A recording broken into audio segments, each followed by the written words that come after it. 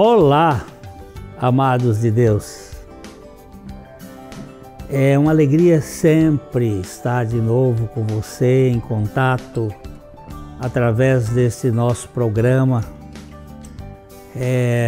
Você sabe que o nosso objetivo aqui é anunciar o Evangelho das insondáveis riquezas de Cristo, do Deus que se fez gente e que habitou entre nós, e também, por graça, Ele pode habitar em nós, viver em nós. Eu quero que você pense que você pode ser um aliado nosso neste programa. Os links e endereços estão aí na tela da sua TV. O nosso canal no YouTube é youtube.com/PIBLondrina1. No Facebook, facebook.com/programa Café e Fé, tudo junto. Nós contamos com a sua participação, com a sua oração, com a sua divulgação e também com a sua colaboração para que esse programa se mantenha e seja disseminado para um público cada vez maior. Hoje nós vamos abordar como encarar a nossa alma. Há uma turma grande, especialista em detalhes. Gente que gosta de ver defeitos. Essa galera, ela se deleita em tudo que é diferente de sua concepção ou da sua cultura estratificada para criticar. Os erros, os defeitos alheios são matéria-prima para a indústria da malícia e da maledicência. É só aparecer uma manchinha e os olhos se arregalam logo para perceber o defeito, o erro, alguma coisa que chama atenção. O criticismo é filho da idealização. É uma matéria-prima, normalmente, do perfeccionismo. É gente que, na verdade, quer ser Deus neste mundo. Mas só quem é fake imagina e destaca a perfeição estética. E neste caso, muitas vezes, descarta a perfeição ética. Esta pessoa torna-se expert na aparência, mas é rude no tratamento, no trato. Se preocupa tanto com a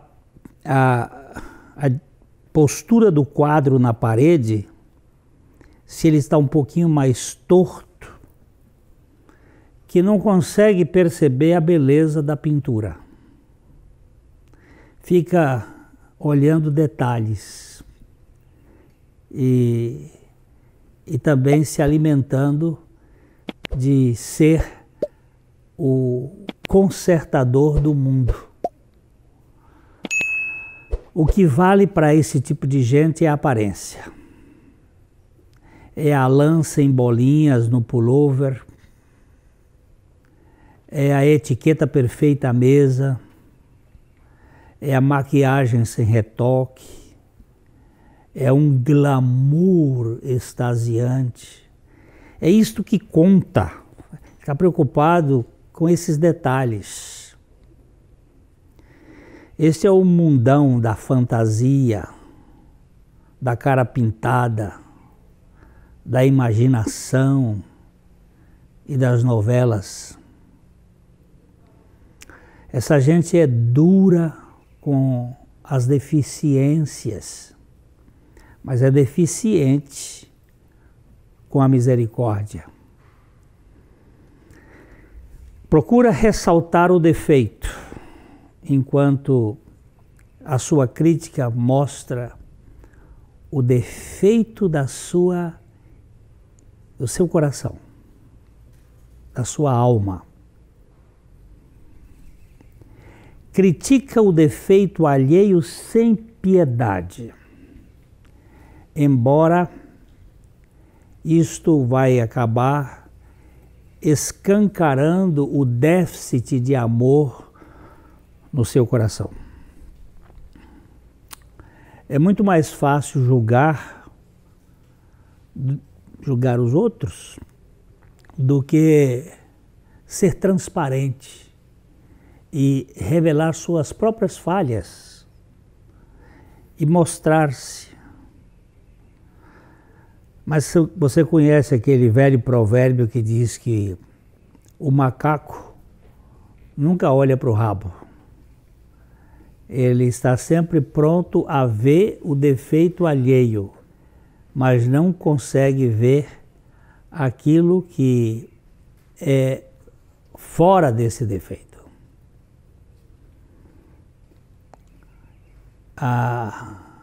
Isso é interessante. A turma articulada que condena os outros com as suas críticas cruéis, enquanto joga com arte para baixo do tapete os seus defeitos escondidos nas sutilezas, essa turma é muito perversa, é muito dura. O apóstolo São Paulo, entretanto, ele atira no alvo nessa questão. Ele vai falar uma coisa muito interessante aqui em Romanos, no capítulo 2, no versículo 1, quando ele diz assim: portanto, és indesculpável, ó homem, quem quer que seja, quando julgas,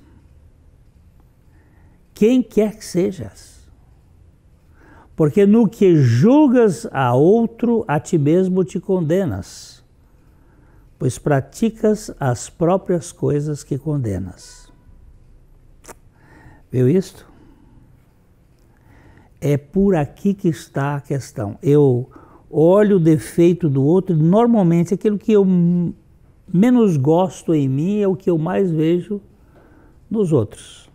Mas eu não tenho muita coragem de me abrir, e aí eu aponto a arma para o outro para fazer a minha observação, que às vezes ela é mais acerbada.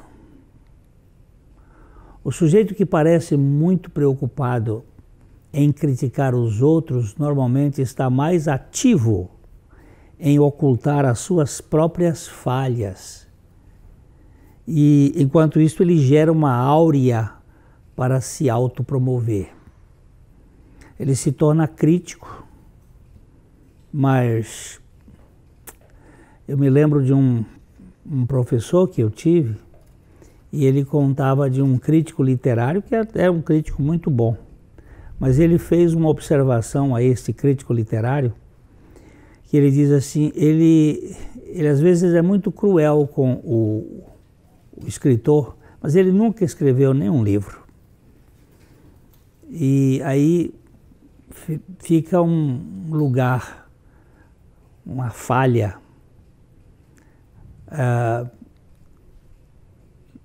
na opinião abalizada de Thomas Manton. A censura é um pecado agradável, todavia extremamente complacente com a nossa própria natureza. Às vezes a gente até baba em fazer a crítica. sente aquele gosto de ser superior. Mas estamos sendo complacentes com a nossa própria natureza falível. É ridículo a gente coar mosquitos e ao mesmo tempo engolir camelos. Ver o argueiro no olho alheio, enquanto há uma trave, uma lasca no nosso mesmo. A gente fica especialista em dar opiniões. É triste conviver com um inspetor de controle de qualidade, sempre vendo falhas, sempre tirando aquilo que está ruim. Na fábrica tudo bem, mas nos relacionamentos tudo mal. Nós precisamos ganhar uma dimensão de respeito às individualidades. Todos nós temos cicatrizes, mas há um grande grupo que procura disfarçá-las e não olha as suas próprias falhas. Fala-se dos outros para despistar as nossas feridas ocultas. Mas é exatamente aqui que nós todos precisamos do Espírito da cruz, da obra de Deus na nossa vida, para nos desconstruir de nossa altivez, de nossa soberba, de nos acharmos importantes e capazes de ditar a vida dos outros. Ninguém pode ficar de fora. Todos nós necessitamos, tanto da misericórdia, para perceber os defeitos alheios, como para revelar as nossas falhas. Nós precisamos desse espírito de avaliação, porque quando você vir melhor as suas próprias falhas, você terá mais consideração e piedade para tratar com o outro. Alimentar-se da desgraça do próximo nunca poderia ser algo patrocinado pelo bom banquete da graça. Nós nunca poderíamos entrar nesta atitude adoecedora de ficar só olhando a falha alheia. Tampouco deixar de ser gracioso com os trôpegos e os claudicantes da jornada áspera deste mundo, este mundo de terremotos e vulcões, onde as pessoas são marcadas, são aleijadas muitas vezes com os acontecimentos. Então nós precisamos poder avaliar as dores dos outros, mas também termos misericórdia. Eu havia falado anteriormente que Davi, o salmista, o rei, mais tarde, ele teve como um dos seus adversários o seu sogro, o rei Saul, que foi muito cruel com ele. Era um caçador, um perseguidor do genro, tudo por inveja. E depois da sua morte, da morte do rei Saul, Davi tornou-se rei de Israel e ele ficou com um encargo de cuidar de um neto de Saul, que era deficiente físico. Ele tinha um problema no parto, numa fuga, ele caiu e a babá deixou cair e ele machucou-se, sofria de um traumatismo nos pés. E certamente as pessoas que têm defeitos, elas são muito pisadas pelos outros, aos bullings. E esta seria talvez uma hora de vingança de Davi, dos maus tratos do seu sogro, o avô desta criança, de colocar fora do seu alcance, mas Davi o traz para dentro do palácio e o faz participante da mesa real, do banquete. Mefibosete era membro da casa de Davi. Aqui nós temos algo muito interessante. Ao invés de pisotear, ele aconchega. Queria dizer, queridos, não esqueçam da história das pessoas, porque está por trás dessa história as suas dores. Mefibosete foi uma criança que sofreu um acidente e ficou aleijada.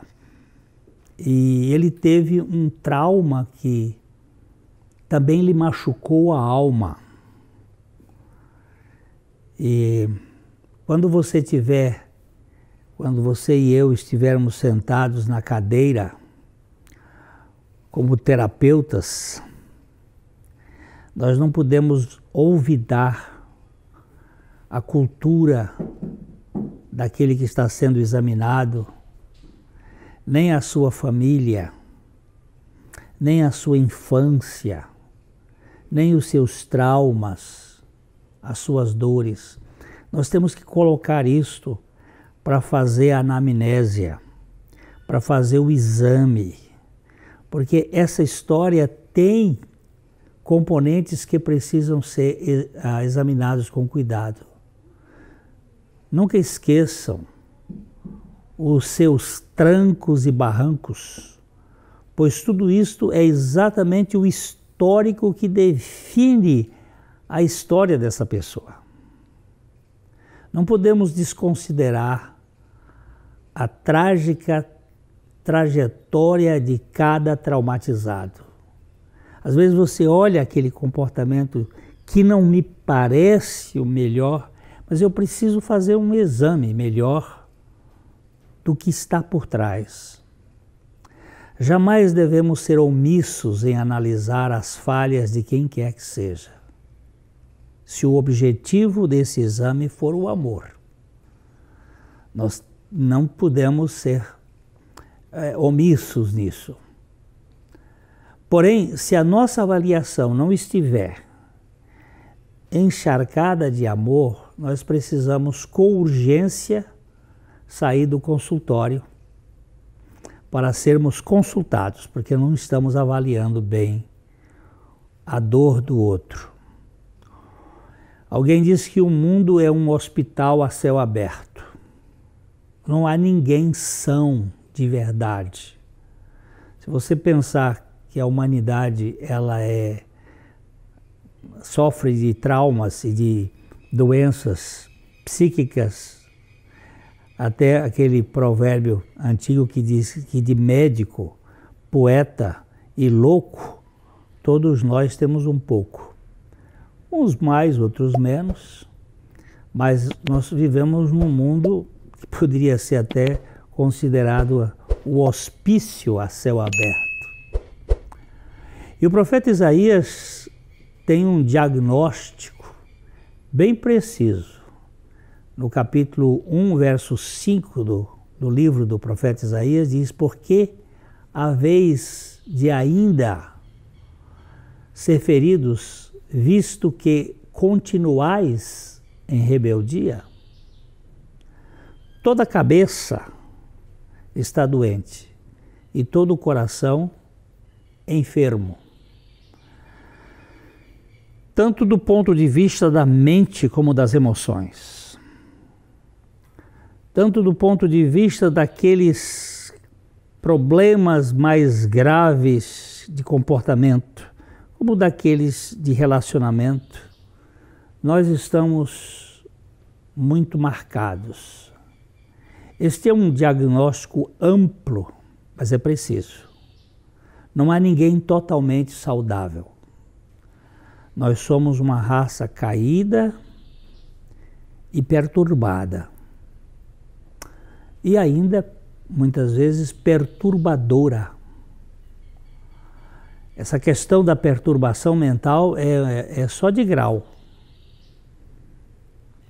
Uns são neuróticos, outros são psicóticos, outros são esquizofrênicos, outros... Aí vai a gradação. Agora, nós precisamos ter misericórdia com os diferentes que podem conviver em sociedade. Mas é bom que se diga alguma coisa aqui. Há alguns que não podem viver em comunidade. Há uns casos mais graves que não dá. Tem gente tão agressiva que mata, assassina, que não tem condições de conviver em grupo. Eles são psicopatas adoecidos. E, neste caso, a sociedade tem que ter mecanismos, através dos seus governos, para providenciar o isolamento ou a erradicação deste câncer do tecido social. Mas, como cristãos, nós temos uma missão que pode mudar muito da realidade depravada do ser humano. E esta missão é pregar o Evangelho. O apóstolo Paulo diz muito bem, em Romanos 1,16, pois não me envergonho das boas novas a respeito de Cristo, que são o poder de Deus em ação para salvar todos os que creem. Primeiro os judeus e também os gregos, ou os gentios. O apóstolo Paulo diz aqui que ele não fica avexado, ele não fica preocupado em não pregar o Evangelho, porque este Evangelho tem poder para salvar todo aquele que crê. Mesmo as doenças mais graves deste mundo, ele pode salvar. O Evangelho é o poder de Deus para a libertação daquele jeito equivocado da gente viver a vida. Ele é o poder de Deus para nos dar a consciência de uma vida com significado. O Evangelho é a boa notícia da morte de Jesus e também da morte do pecador rebelde com Jesus. Nós precisamos morrer para o egoísmo a fim de que Cristo viva em nós. Quando isso acontecer, sabe o que vai acontecer? Esta mania de querer ser Deus vai desaparecer. E esse criticismo e esta atitude de ser detentor, dono da verdade, ela vai perder o seu efeito. E nós vamos ser parte do relacionamento com as pessoas. O Evangelho é o poder de Deus. Você e eu carecemos da realidade espiritual do Evangelho. Muita gente está na igreja, mas ela não está em Cristo, eles não estão em Cristo. Eles fazem parte de um sistema religioso, mas nunca experimentaram aquilo que o profeta Ezequiel chamou, disse, e dar-lhes-ei um coração novo, e tirarei de vós o coração de pedra, e lhes darei um coração de carne. O coração de pedra é este coração de barro, é este coração de lodo, é este coração que quer manipular as pessoas. É o coração adâmico, mas ele vai trocar isso por um coração de carne, sensível, o coração de Cristo. Jesus nasceu da mulher, enquanto que Adão foi feito do barro. Um é coração de pedra, o outro é coração de carne. E nós precisamos ganhar essa dimensão espiritual para que a nossa alma seja tratada. A nossa esperança é que você e eu ganhemos esta revelação. E a gente fala, olha, de coração para coração. Até o nosso próximo encontro, se o Senhor assim permitir.